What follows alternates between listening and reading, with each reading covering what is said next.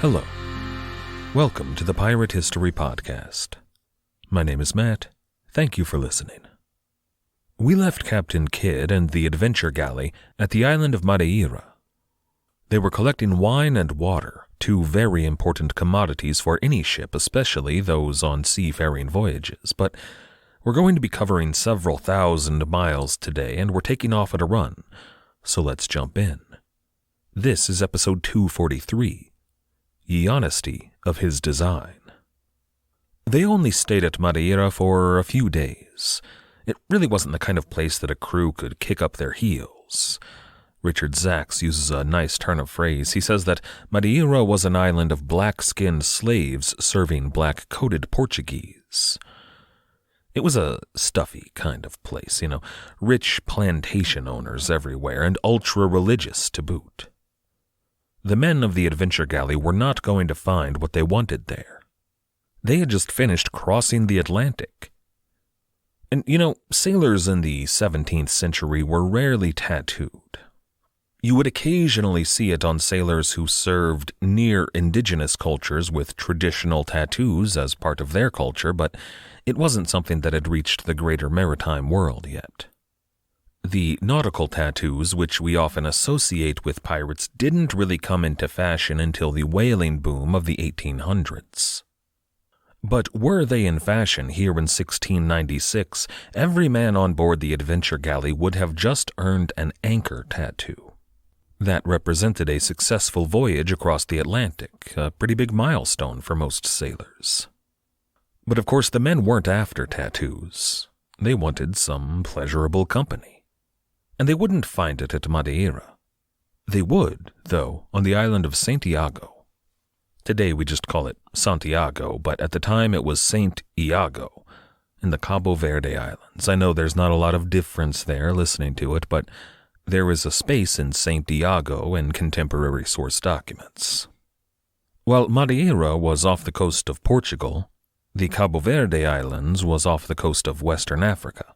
By the time Adventure Galley reached Saint Iago, they would have almost earned another tattoo. A swallow, not a sparrow. You'll sometimes see them called sparrows, but that's thanks to Jack Sparrow. No, a swallow represented a sailor having traveled 5,000 nautical miles. And on a voyage from New York to Madeira to the Cabo Verde, they very nearly had. Now, of course, most of the men on board had probably already sailed well over 5,000 miles, but there were those ship's boys and a few first-timers on board, so for them, they were getting close. But again, they didn't care about tattoos, especially not when they arrived at Santiago. They had women to see, and they would see a lot. The women of the Cape Verde were popular, as they never wore much in the way of clothing. Mostly just a loincloth, if that. There were some Catholic missionaries who tried to put them in stockings and petticoats and dresses, but the women always just started taking those off as soon as possible, like immediately. They hated it.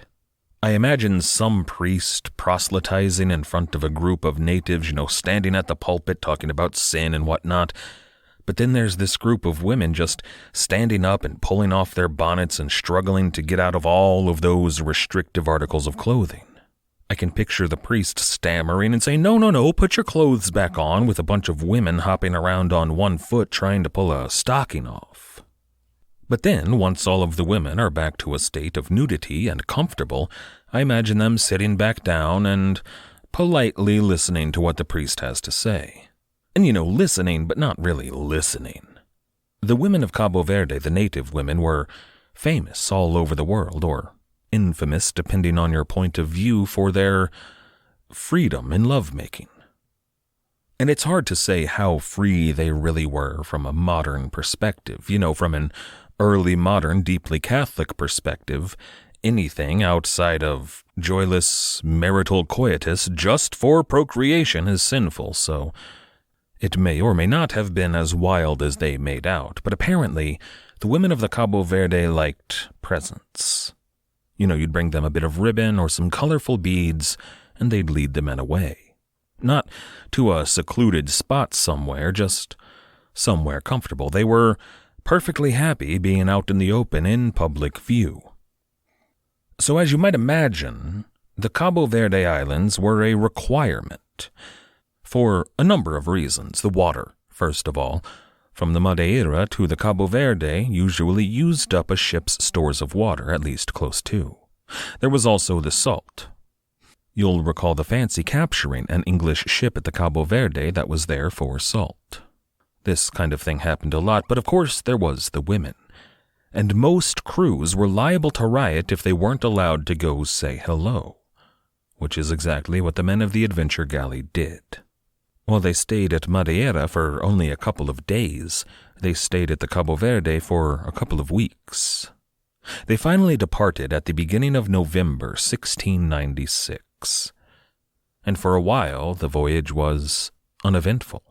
They didn't see land for weeks. Likely they spent some time fishing and a good amount of time drinking, but nothing worth recording happened in that time.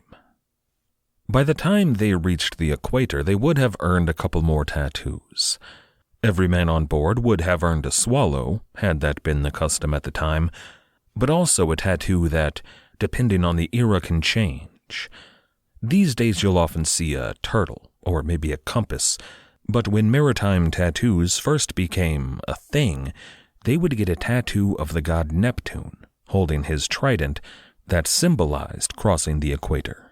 There also would have been a celebration on board. For all of those who had never crossed the equator before, they would have been hauled up by a length of rope and dunked into the sea, followed by a salute from one of the ship's big guns and then a copious round of drinks. So it was an uneventful voyage.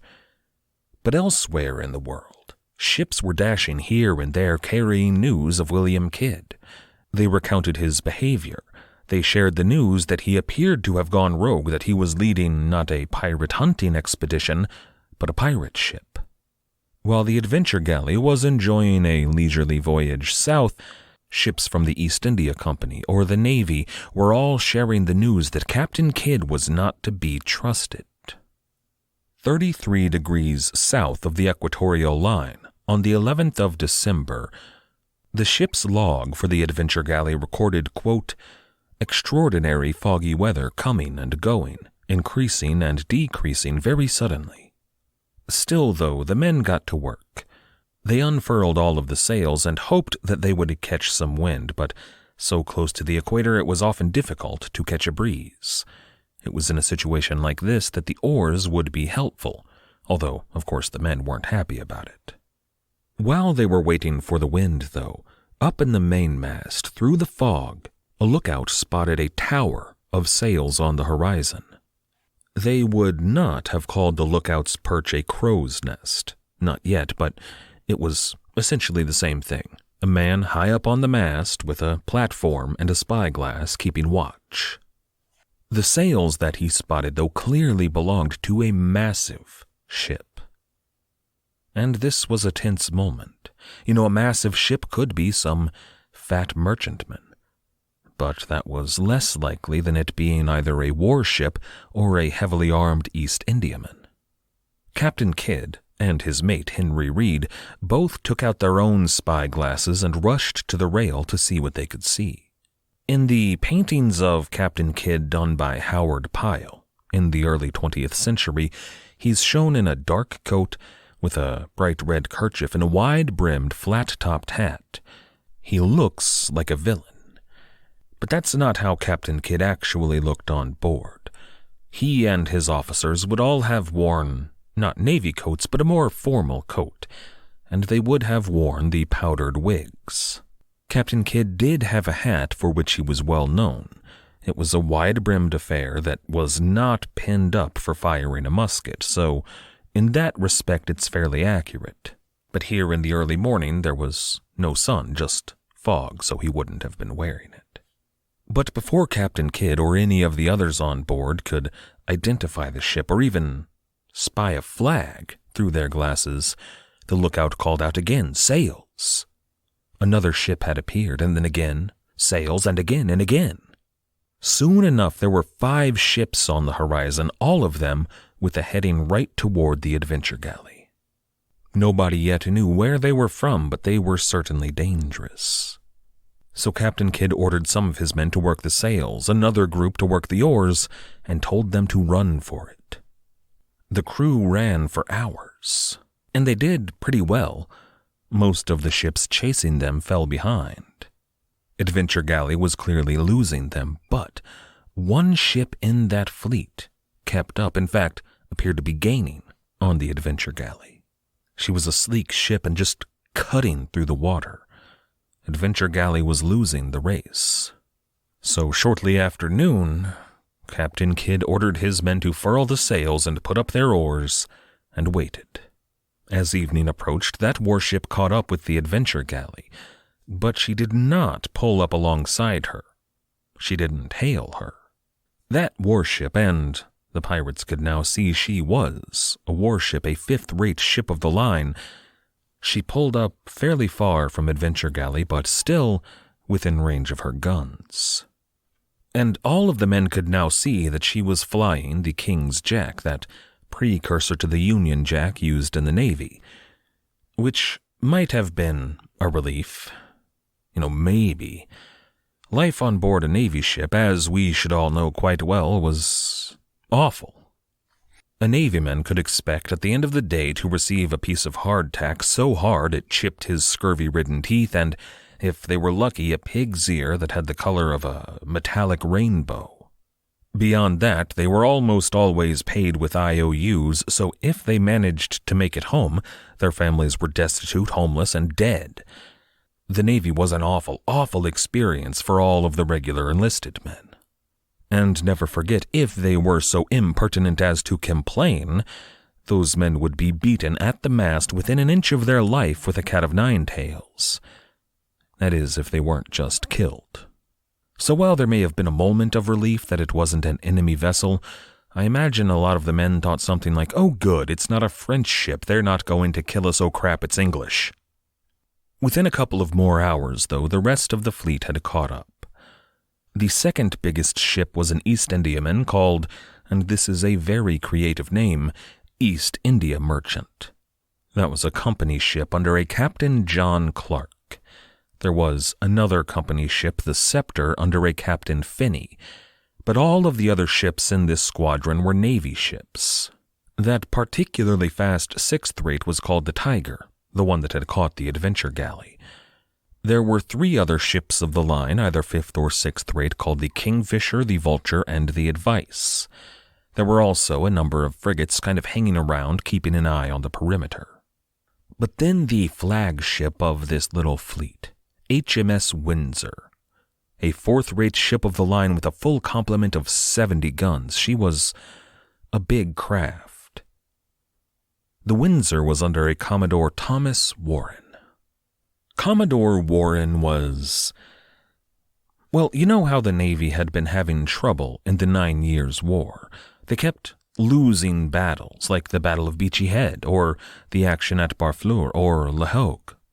All of those were battles that England lost, rather spectacularly, despite usually having more ships than France did.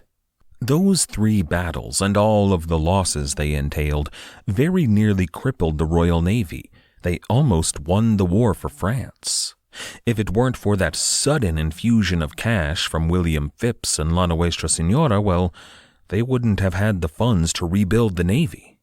The reason that England kept losing those battles, it wasn't because of the quality of their ships or a lack of ships or the quality of guns or the quality of men or a lack of either.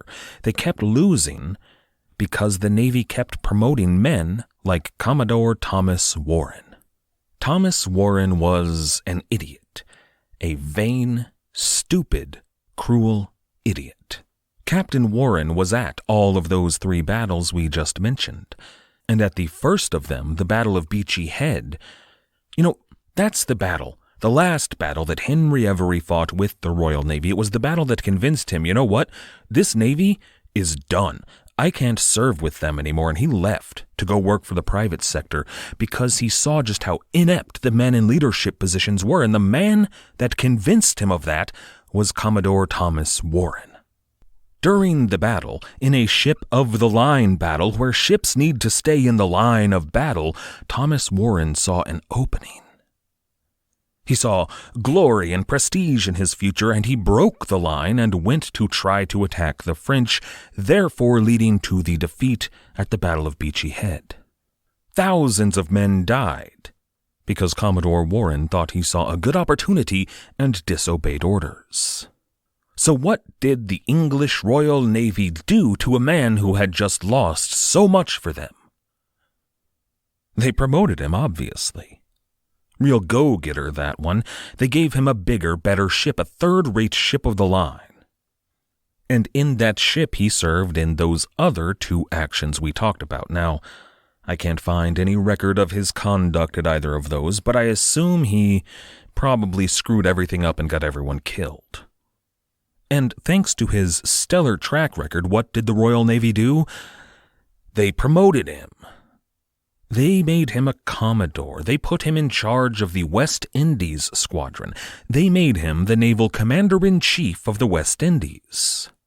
So for the next few years, Commodore Thomas Warren got constantly outmaneuvered, constantly outsmarted, and basically got his ass handed to him by Lauro de Graaf and the French buccaneers. And eventually he was recalled to England, not to answer for his abysmal service record, but they had a job for him in England. There was an English fleet of 97 merchant ships that needed to make it to India. These ships were led by East India Company vessels, but they needed a proper naval escort to make it there safely. Warren's squadron was one of 3 Navy squadrons tasked with escorting this fleet. But before we begin, I want to mention 2 big decisions that Commodore Thomas Warren made before departing. First, he bought 14 head of cattle. That's 14 fully grown cows that were to provide him fresh beef for his personal dinner table. You know, the dinner table that all of the officers enjoyed with him, that is. Second, Commodore Thomas Warren convinced his barber's wife to accompany him to be his washerwoman. Now, the fleet set sail in May, so the Commodore would not yet have heard of Captain Kidd. And almost immediately upon setting sail, things began to go bad. The sailing master of the flagship, who was the sailing master of the entire fleet, his orders were supposed to dictate what they would send up on the flags to tell everyone else to do. Well, that guy died. Now, he had a mate, and they had pilots on board all of the ships who knew their business, but they were all lower-ranking men, the kind of men that Commodore Thomas Warren didn't have to listen to. Because when those men took their readings to gauge where they were, Thomas Warren was pretty sure none of them knew what they were doing. They were all incompetent, and he knew what was best. He knew that they were all wrong. They were, in fact, far to the east of Madeira Island. Now, they weren't. The ship was perfectly on track because the master's mate and the pilot knew what they were doing, but Commodore Thomas Warren decided to overrule all of them and moved the fleet farther to the west. As a result, they lost the rest of the armada, the other 2 naval squadrons, and the vast majority of the ships they were supposed to be escorting. And then they passed right on by Madeira Island. They missed out on all of the water, and the wine, and any fresh fruit they might have bought there. They lost out on some pretty necessary goods on board a ship. For an English ship allied to the Portuguese, this had been a necessary stop for centuries. And he missed it. So the Windsor Squadron, those 2 East Indiamen, the Windsor, and the rest of the Navy ships, they continued on south. Now, it became pretty apparent that they had missed the Madeira because of these miscalculations. And rather than accept his mistake and let the men who had been right the first time do their jobs, Commodore Warren again took a look at the calculations they were making. They were coming up on the Cabo Verde Islands, and, well, he knew that they were just a little too far to the east for all of that. So once again, he ordered the fleet out to the west further into the Atlantic Ocean, which pushed them way, way too far to reach the Cabo Verde. This time, though, his pilot pushed back. He said, "Look, I'm pretty sure that we're on track to hit the Cabo Verde, and if you push us out too far to the west, we're going to miss out on that, and we really need to stop there or we're going to run out of food and water and stuff. Commodore Warren had him put in shackles, tied to the mast, and beaten to death. So they sailed west. They missed the Cabo Verde, and they missed their second chance for water. The situations on board all of the ships in this fleet had turned into a nightmarish hellscape of human suffering. The men on board all had scurvy by this point. They looked like zombies. They had open, festering sores, oozing pus and blood and just, inside human goop. They had their teeth falling out of their head, and they were all so gaunt they began to look like, well, it's a crass metaphor, but Holocaust victims. The men who weren't able to work anymore, who were too weak to stand, well, there was the beatings will continue until morale improves kind of attitude on board, only of course they died. On the Commodore's flagship alone, 250 men had died by this point. But those who hadn't, those who still lived, well, it was worse for them. The surgeon on board was in despair. He lamented all that was happening around him. He was recorded saying that God had, quote, damned the men by not dying. The men who were left were reduced to a quart of water a day.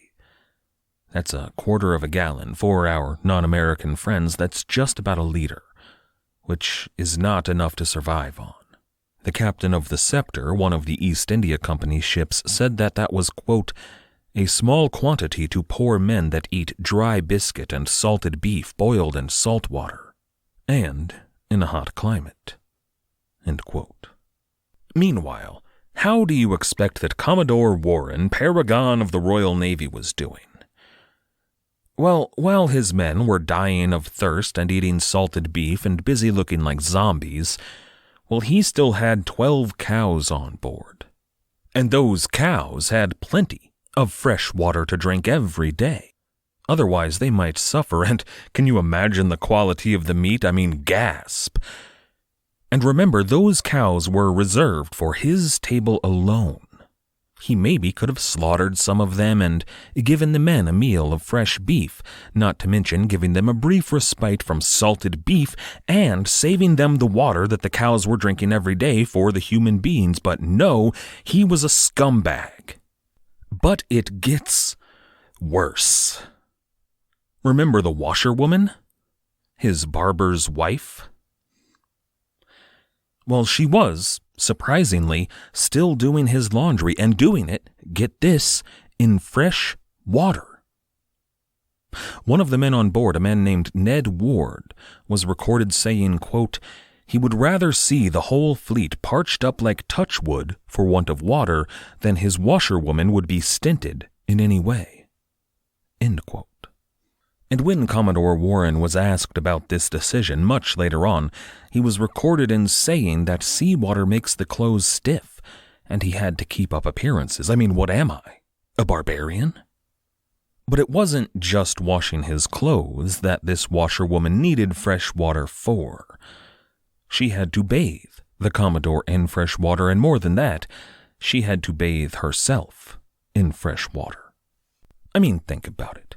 If you had brought this married woman on board so that she could spread her legs for you night after night after night, would it be appropriate for her to be the least bit dirty? This guy... I genuinely don't understand how he did not wind up with his head chopped off by the crew. Well, actually, it's not that complicated. The men were all weak, teeth falling out zombies, while the officers who would have defended the captain were all hale and healthy. Plus, by this point, the regular crewmen all had those 50-pound collars on. You know the kind we're talking about. The collars that were used to keep slaves in line in Mississippi. They were really heavy, really cumbersome, hard to move around with, and easy to chain up at night so that you wouldn't have a pesky little revolt. Now, after all of this is done, after Commodore Warren makes his voyage to India, and they did get there, and eventually returns to England, he is going to be sued by a number of different people. basically all of the crewmen on board in a class action lawsuit, some of his officers, and that barber of his who sought and got a divorce from his wife, who was pregnant at this point. He sued him as well. But not to worry. Commodore Warren's going to be just fine. Every suit against him was eventually thrown out. That's the ship that on the 11th of December 1696, as evening was falling, came up right next to the Adventure Galley. Commodore Warren had a bullhorn with him, through which he hailed the Adventure Galley. He ordered the captain to come aboard his flagship. Now, I love this next bit. When Captain Kidd was ordered to come aboard, he cupped his hands behind his ears as though he was having trouble hearing the Commodore. And I've seen this characterized as though Kidd was trying to pull one over on the Commodore, but I don't think that's what happened here. They were surrounded by warships. It's not like he's gonna get away with it. Instead, I think he was just messing with them. You know, there's that scene, and I should have thought this out before I started recording, but it's in The Last Jedi, where there's the fighter pilot guy. I can't remember any of their names. I'm not big on the new trilogy. It's Oscar Isaacs in an X-Wing. At the beginning of the movie, when he's approaching that Star Destroyer and he gets on the comms with the red-headed Imperial guy, the Weasley brother, and he pretends that the connection isn't good. You know, he's like, hello? Hello, can you hear me? Are you there? I think that's what Kidd was doing here. I'm pretty sure he did not end this communication with a Yo Mama joke, but I don't have a source on that. Also, he's kind of poking fun at the captain. You know, a real man would be able to hail a ship without a bullhorn. So when the Commodore pulls one out and he's super loud, Captain Kidd's like, I'm sorry, what was that? I couldn't hear you. The Commodore, though, was not amused, so William Kidd tucked his tail and went on board HMS Windsor. He took a couple of men with him, but Benjamin Franks, that jeweler from New York, he's the important one. Captain Kidd presented the Commodore with all of his relevant papers, and Franks would later say in a court of law, quote, I was on board the Commodore's ship when he told me that Kidd's commission was firm and good, and that he would not molest or hinder his proceedings for putting his hands to his ears. End quote. So Warren invited Captain Kidd and Franks to dinner. They toured the deck before dinner was ready, and Kidd and Franks noted that all of the men were gaunt and skinny, looked like zombies, and had those 50-pound collars around their necks. When they finally sat down to dinner, it became clear that Commodore Warren had an ulterior motive. But I mean, can you even imagine sitting down to that dinner? You've just walked around a ship full of men who are dying of thirst and hunger and are clearly nothing but slaves for the Royal Navy, and here you are at a table full of fresh wine, beef, fresh bread, and fresh water, not to mention a fully stocked liquor cabinet, brandy, rum, whiskey. What do you think is the possibility that you could hear men moaning in pain while you feasted? How do you eat that dinner? How do you avoid cutting the Commodore's throat? And how do you respond when that man tells you he's going to need some of your men? They've lost 250. Sadly, so he's going to need somewhere in the realm of 50 to replace them. 50 of your men who are going to have to suffer and die like those poor souls out there. In Frank's version of this story, the Commodore asked for those men. In the version told by Captain John Clark of the East India Merchant, Kidd was ordered to hand those men over. And Captain Clark, who immediately despised Captain Kidd, told the court that Kidd, quote, readily consented. Franks, though, tells us that Captain Kidd bartered. He asked for a mainsail in return, but Warren refused to provide it. Warren, though, did have that fully stocked liquor cabinet, and Kidd partook freely. Apparently, he became something of a boisterous fool, declaring that if Warren wasn't going to give him a sail, he was going to take one from the first ship he found. Later on, John Clark said, quote, These, and many other words in his loose discourse, gave us great cause to suspect ye honesty of his design. Despite his drunken braggadocio, Captain Kidd was invited to dine again the following afternoon, for yet another feast, but also to discuss terms and bring his men over to the Commodore's ship. And with that, Captain Kidd, still super drunk, rowed back to the Adventure Galley. The question is, was he as drunk as he acted? That night was still. A calm had fallen on the ocean. They often do at the equator. There was no wind to speak of, so there was little worry that Captain Kidd would sail away. But the Adventure Galley was a galley. When the fleet awoke, Adventure Galley was not there.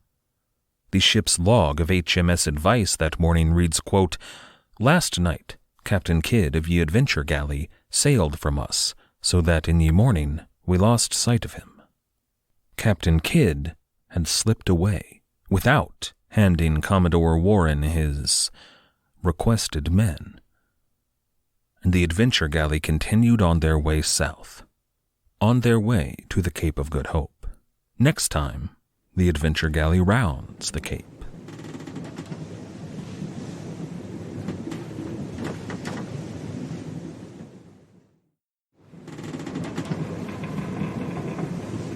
The word shark has a crazy history and a baffling etymology. Generally speaking, most words in the English language, not all by any means, but most, can be traced back to one of three sources, either Latin, Old German, or Celtic. And that's not an absolute rule, of course. We get some of our words directly from ancient Greek without a Latin filter, and some of the words we picked up through Spanish actually have an Arabic origin. And there are, of course, all of those culturally relevant words from Hebrew or Native American languages, or, you get the idea. There are exceptions to that rule. But generally, we can figure out where a word came from. But the word shark, well, no one really knows where it came from. There are a lot of theories about the origins of the word, but all of them are full of holes. Most romantic, Latin-based languages, their word for shark usually is some variation of the word tiburon, and most Germanic languages use a variant of hai. For a long time, because shark is neither of those, it was believed that the word shark was a New World addition to the English language.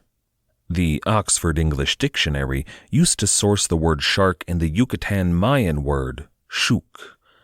They said that John Hawkins brought that work back to England from one of his voyages, but then, much more recently, linguists found the word shark, referring in this case to a big toothy fish, in the mid-15th century, some 50 years before Columbus set sail, so at this point, nobody knows where shark came from, at least in reference to big toothy fish. I do, though, have a theory, and as you might imagine, it relates to pirates. In the late Middle Ages, we see the word shark pop up now and again, but not in relation to aquatic life. Instead, it's in reference to people who are, in one form or another, not to be trusted. They're con artists or scammers, or more specifically, very often, people who pass bad checks.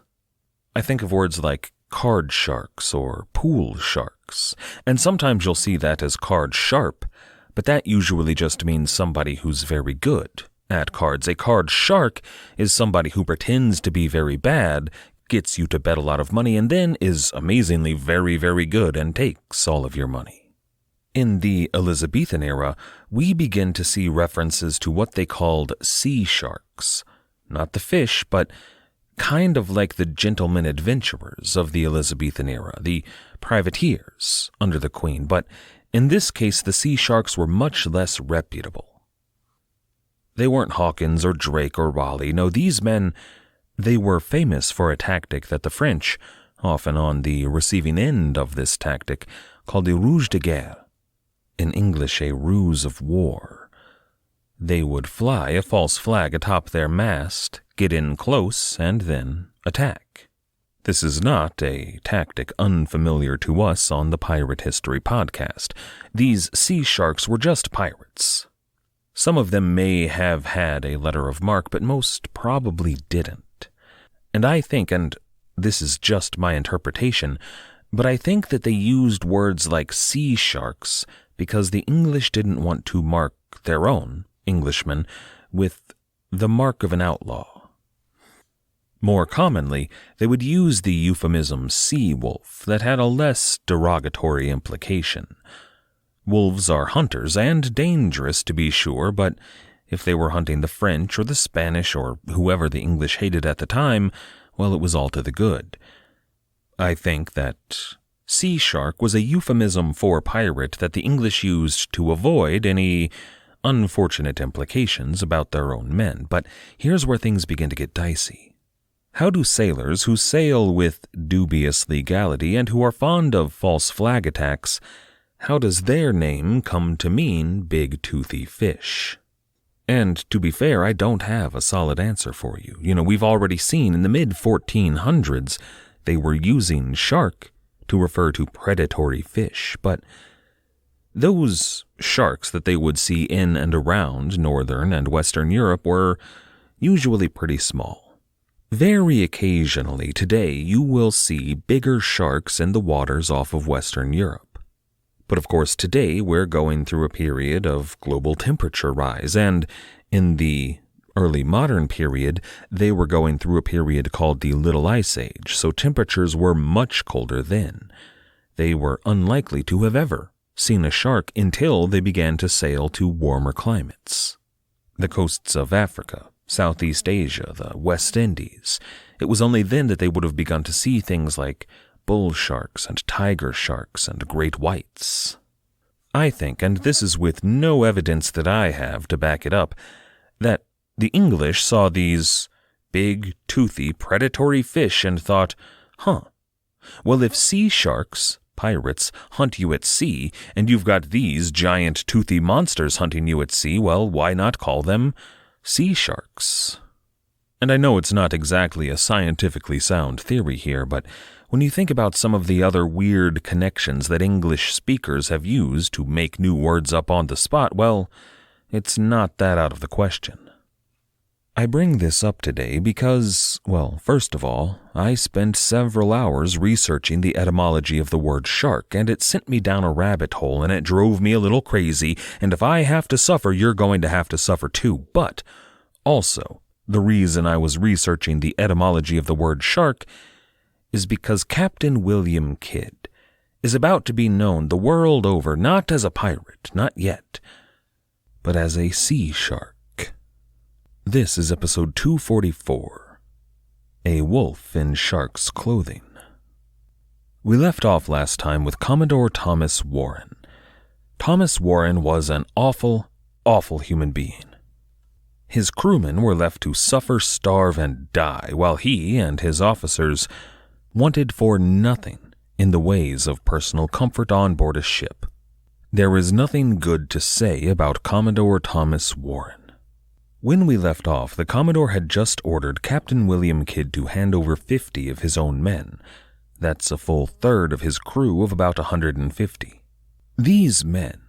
Remember, Captain Kidd had just seen the conditions on board Commodore Warren's flagship. He knew that they would suffer and die at the hands of an uncaring captain. So Captain Kidd left. In the night, he ordered Adventure Galley put under sail and ordered men down to the oars, and they got out of there as fast as possible. Come morning, the day that the transfer of crew was supposed to take place, Commodore Warren awoke to find that Adventure Galley and Captain Kidd had slipped away in the night.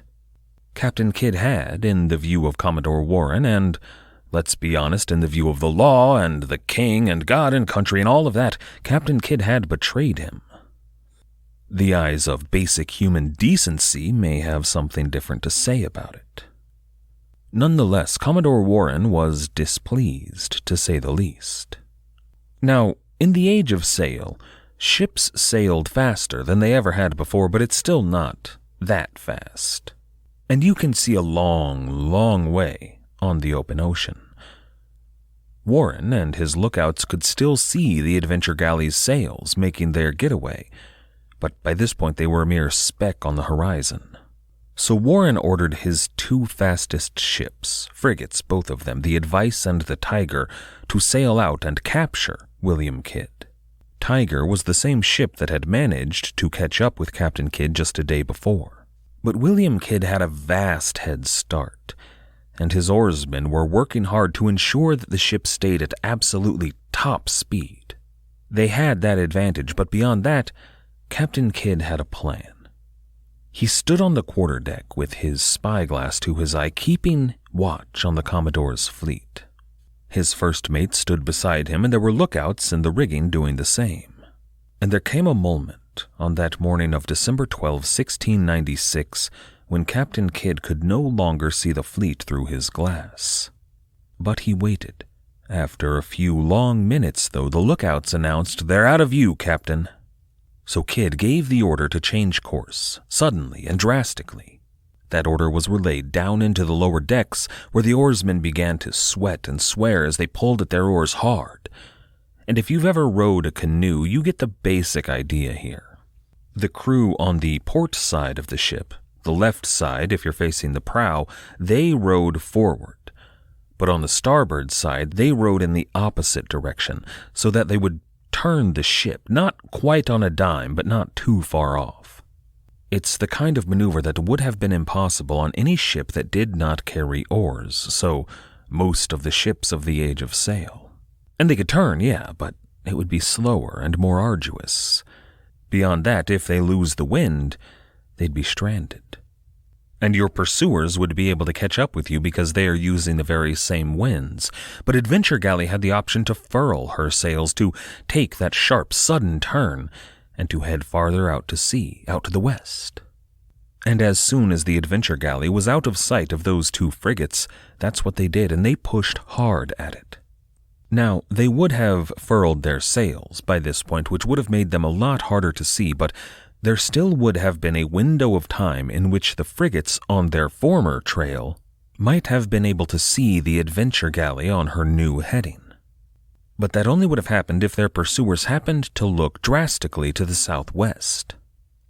William Kidd, though, was gambling that they would keep their spyglasses trained on the south, where the winds alone could have taken him.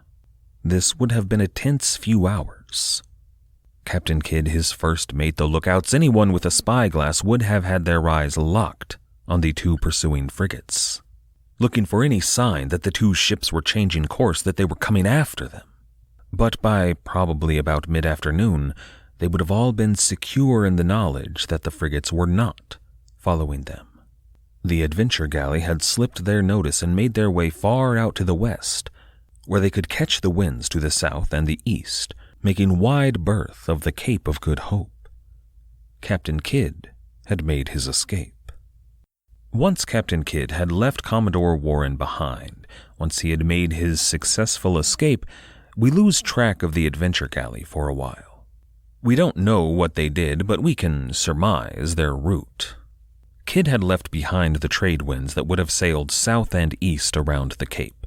Now, further out, there were the trade winds that carried ships back to Europe, heading west and north.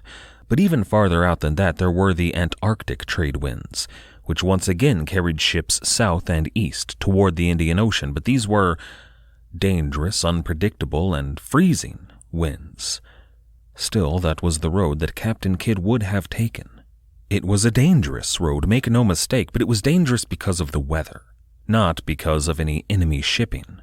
No one in their right mind chose to catch these winds. Captain Kidd was unlikely to see anyone out there, and if he did, they would also probably be trying to escape the long arm of the law.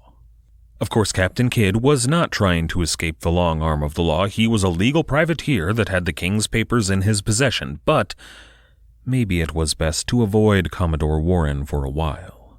And he did so. Commodore Warren had no idea where he was. Any sane captain would sail for the Cape, which is what Commodore Warren and his fleet did.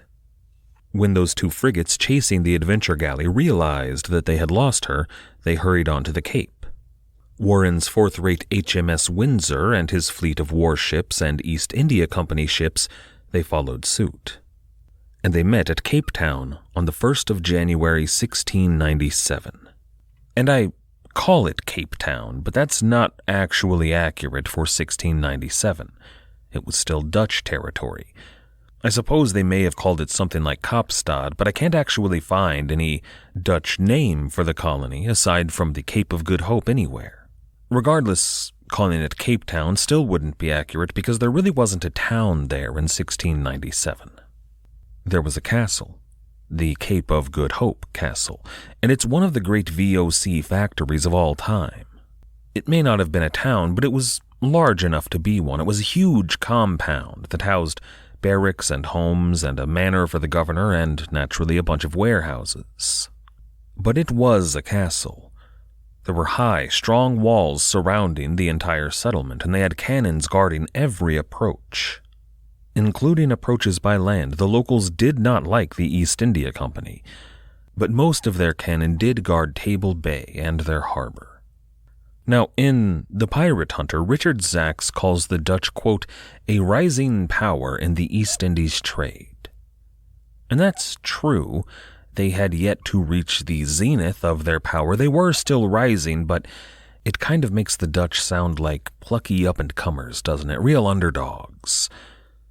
The Dutch East India Company, which was virtually a branch of the Dutch Navy and the Dutch Empire, well, it was the largest, most extensive, and most militarily powerful trading power in the world. For nearly a century, by this point, the Dutch had outshined the Portuguese and the Spanish, and it would be almost another century before Britain really showed up as a contender for the #1 spot. However, now that the King of England was the Dutch Prince of Orange, they were very close allies. The Netherlands and England, to a more limited extent, were, by this point, capitalist countries. So there was still a healthy competition between firms within the English-Dutch world. The competition between the Dutch and English East India Companies is a thing of legend, but at the end of the day, they were all friends and could all work together to make sure that the French suffered. During this era, especially during the 9 Years' War, you would frequently find naval convoys in the East Indies, even the West Indies, with an amalgamation of Dutch and English ships. Usually one would not find the Royal English Navy and the Dutch Navy sailing together, but you would have ships from their respective East India Companies and private merchant traders as well from either or both. And it's worth mentioning those private, smaller trading ships for a minute. You know, smaller firms weren't allowed to trade in spices or slaves or usually even things like ivory or gold, but they did make some pretty handsome profits just by supplying the East India Company factories. You know, the company would not always provide luxuries from home, wine, fine foodstuffs, even things like combs and mirrors. It was a lucrative business. All of that is to say that the English were welcomed at the Cape of Good Hope without any of the tariffs or runaround that ships from other nations might have to endure. Even though it was a Dutch colony, a commodore in the Royal Navy was an honored guest. Now you will recall that Captain Kidd's former business partner, Robert Livingston, sent that letter to England, informing the English Secretary of State, the Duke of Shrewsbury, that Kidd was a rapscallion of dubious honor and intent. He didn't go so far as to call him a pirate, but it was inferred that that was his plan. Livingston did send copies of his letter to a few governors in the West Indies, but that's it. As soon as the Secretary of State and also an investor in Captain Kidd's voyage, as soon as he heard this message, he began to disseminate it everywhere. But of course, that was a long process. Getting word from London to India took time. Still, Commodore Thomas Warren should have heard the word by this point. You'll remember that when he began this leg of his voyage, he was supposed to stop at Madeira to buy wine and collect wood and water. But he missed Madeira because he was bad at his job. And then he probably would have heard word of Captain Kidd when he arrived at St. Helena. But again, he missed St. Helena completely, depriving his men of necessary supplies and any word of this infamous English pirate. Thanks to his own arrogant stupidity, the men of the fleet began to call him Wrong Way Warren, which is cute until you remember that those men giving him that nickname all looked like skeletal zombie Holocaust victims. Regardless, Warren had no news of Captain Kidd, probably had never heard of him before they met. But that meeting, that left such a negative impression on Warren and his under-officers of Captain Kidd, was the first news that the Dutch at Cape Town had heard of Captain William Kidd. He told the officers at the fortress and all of the other captains present all about his meeting with Kidd. Those officers at the castle would later report in an investigation of Captain Kidd, quote, "The captains reported that, after leaving Brazil, they had met a pirate carrying 32 guns and 200 men, whose captain, Kidd, told them by commission of the King of England he had been expressly equipped to search for and destroy 6 English pirates in the Red Sea. But as the English themselves believed, he was also a pirate. And as in conversation, he had let fall that he had no difficulty about whom he captured, and after having sailed with the fleet 48 hours, he thoroughly spied out everything. He quickly skulked away during the night." End quote. This was the first news of Captain Kidd in the region, but it was distressing for everyone there at the Cape. A new dangerous pirate in their midst. Who knew what kind of skullduggery he might get up to? And remember, everybody stopped off at the Cape. Not pirates, of course, and not the French, but virtually everyone else.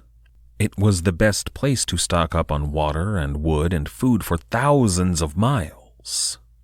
And all of those people were hearing about this Captain Kidd. Suddenly everyone, the Dutch, the English, their navies, their respective East India companies, they were all on the lookout for Captain Kidd and the Adventure Galley. And remember, the Adventure Galley is not a discreet ship. It would get noticed. But Captain Kidd did have one major factor in his favor. Richard Zacks tells us that Commodore Warren had learned some interesting facts from the pirate Samuel Burgess. I'm not exactly sure when or how this transference of knowledge took place. Burgess would have been in New York at the time. So did, at some point, Warren travel to New York and have a drink with him, or was it from a separate report that Burgess made, which Commodore Warren had read? I don't know. There are a number of inconsistencies like that in this story, and it's not the fault of any of the historians writing it. I find myself, thanks to the information we have from the original sources, saying things like, wait, how did that happen? Why did that happen? When did that happen? Quite a lot. Those inconsistencies are building something in me that, well, more on that in a second. For the moment, Samuel Burgess had allegedly, however it took place, communicated to Commander Warren that there were some 1,500 pirates in the Indian Ocean and Red Sea. They sailed out of the harbor of a fortified pirate utopia at St. Mary's Island. The name Libertalia did not yet exist, not in the record at least, but the idea was very much alive in the minds of the English people at this point, none more so than Commodore Warren himself. Warren relayed this news of 1,500 pirates active in the Indian Ocean to those at the Cape. Warren relayed beyond just Captain Kidd this news of 1,500 pirates to everyone at the Cape of Good Hope. And let's put that into some perspective, shall we? At the height of the Brethren of the Coast, the most liberal estimates I've seen claim that there were maybe 1,000 sailors among their ranks, and even those are usually flawed statistics. They will usually include the privateers who were not piratically inclined. merely warships in wartime in the employ of England or France. Later on, during the Pirate Republic at Nassau, an English official from Barbados would claim that there were 1,000 pirates in the Bahamas. And even that's probably too high at their height. It was probably closer to 700 or 800 pirates in the Bahamas. So Warren here believes and spreads that there are twice as many pirates in the Indian Ocean as there were at the height of the Golden Age. Moreover, he believed that there were a full 24 pirate ships in the region, including 7 big ships, by which he means frigates, of between 24 and 40 guns. So twice as many pirates as during the Republic, with a full 7 Queen Anne's Revenges sailing around, not to mention a few Blackbeards to top it all off. Thomas Tew and Henry Every alone terrified the whole of the English world. Suffice it to say, this threat was overblown. It wasn't true. They didn't have anywhere close to that many pirates. But thanks to Commodore Warren, word was going to spread that that was the case. When Warren put in at Table Bay, there at Cape Town, there were a bunch of Dutch ships there, obviously, but there were 2 other English ships as well. There was an East Indiaman on her way back to London, but then there was the Scarborough.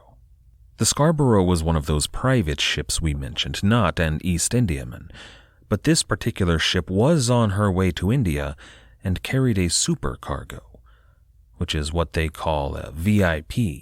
He was an officer of the East India Company taking passage on a private vessel to India. This supercargo's name was Alan Catchpole, and Catchpole would write a letter that would be carried on that East India Company back to England. That letter reads in part, quote, "We sail hence in company with a Dutch pink bound to Batavia. We are from many hands informed that just off the coast here lies one Captain Kidd, an old eminent West India privateer. He says he is going anywhere for gain. He has 150 very stout men and a pretty great frigate of 36 guns. He wants liquors and sails, and, being very loath to part with any of ours, has stayed us. So long he was on board the men of war, and showed such an authentic commission that they durst not meddle with him, and now that we are 2 ships, he will not with us." End quote. And there's a lot of, inconsistencies in that letter. First of all, he makes it sound like Captain Kidd is menacing them off the coast, like he's lying in wait for all their liquor and sails, but that's not what's happening. Captain Kidd's running. And I don't necessarily think that Catchpole is lying here, but merely that the report given to him by Warren was inaccurate. And there's a lot of that in the story of Captain Kidd. I want to leave you today with a question. Captain William Kidd seems to be making a lot of enemies in a relatively short period of time. Virtually everyone he comes across finds him to be a drunk and a bore and a loathsome pirate. But all of these sources, all of which will be used as evidence against Kidd in the near future, they all come from straight-backed, wig-wearing, God-fearing, upstanding subjects. Lords and captains, and now a commodore. The kind of men for whom piracy was not an affront only to the law, but also to the dignity of God and country, and moreover, a threat to their profits. All of this evidence was gathered by Royal Navy investigators who were actively building a case against William Kidd. A case that they were holding because, spoiler alert, Henry Every was still at large and everybody was still really mad at England for failing to capture him, especially the Admiralty, so Captain Kidd had to go down. Is it possible that all of these letters and dispatches and meetings at sea, that all of these things painting Captain Kidd in a distinctly negative, even piratical light, even the news of Captain Kidd's new and improved secret pirate code, his declarations that he would steal a sail from the first ship he came across, no matter who, is it possible that all of it's not true. This is very much a top-down defamation of Captain Kidd.